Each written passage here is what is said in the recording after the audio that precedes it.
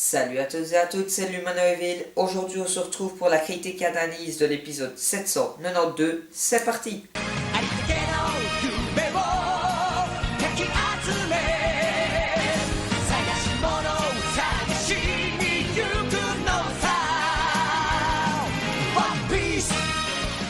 Alors tout d'abord, j'ai bien aimé cet épisode car je trouve qu'on apprend énormément de choses par rapport à ce qui va se passer après et par rapport à l'équipage de Big Mom. Tout d'abord, dans cet épisode, on a vu Nami, Chopper et Carotte qui sont arrivés en face d'un géant qu'on se demanderait bien c'est qui et qu'on se demanderait bien aussi pourquoi est-ce qu'il est enterré dans le sol. Ensuite, on a eu l'apparition de l'assassin de lapin Randolph qui n'est pas un Minx comme l'a dit Carotte. C'est un détenteur de fruits du démon. Car quand on a vu que Carotte a frappé Randolph, on a vu que Randolph n'a pas produit d'électricité. Et aussi on peut voir la puissance de Randolph quand il lance sa lance à une vitesse qui va très très vite. Ensuite à un moment donné, il se demande comment ça se fait que Sanji fuit à chaque fois et Nami, elle, intelligente, dit que ce n'est peut-être pas le vrai Sanji et que si ça aurait été Sanji, Sanji n'aurait pas réagi comme ça. Il aurait réagi d'une autre façon. Ensuite, un élément très important dans cet épisode, à un moment donné, on voit que tous les horloges tournent, ainsi que le lockpost, et on voit aussi que les arbres, le sol, les fleurs, les gâteaux, tout bouge dans cette forêt. C'est une forêt qui a l'air d'être un géant labyrinthe où personne ne peut y ressortir. D'ailleurs, il ne faut pas oublier que les ennemis de Big Mom, ce sont les Mugiwara, et que Big Mom ne va pas les laisser sortir de cette forêt comme ça.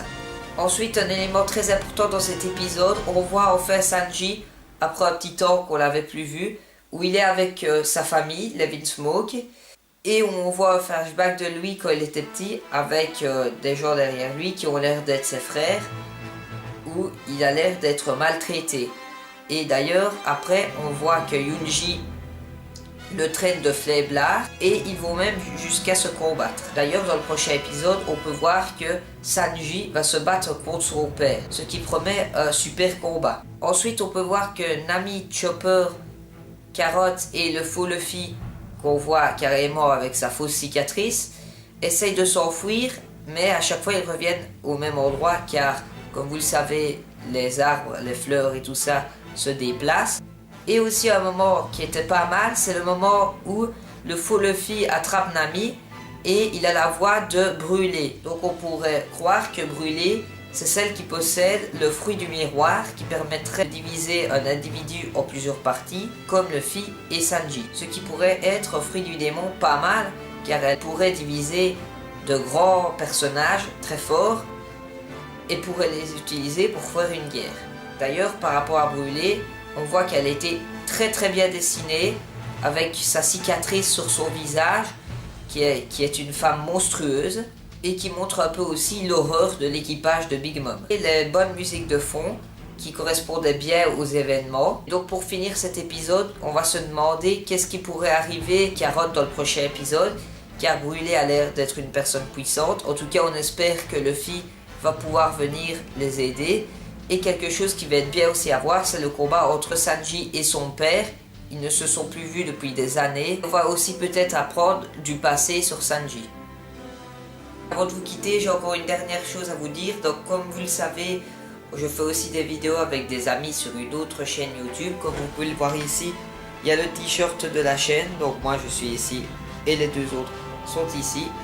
Alors le nom de la chaîne s'appelle MR Tchétché, donc Monsieur Tchétché. Mais vu qu'on va changer le nom de la chaîne, ce sera Wesker Full Power. Donc n'hésitez pas aussi à aller voir des vidéos sur cette chaîne, elles sont pas mal et en plus on a plein de projets. Mais ne vous inquiétez pas, j'en ai plein aussi. Donc voilà, c'était pour la fin de cette critique analyse de l'épisode 792. J'espère que cela vous aura plu. On se retrouve pour une prochaine vidéo. Ciao à toutes!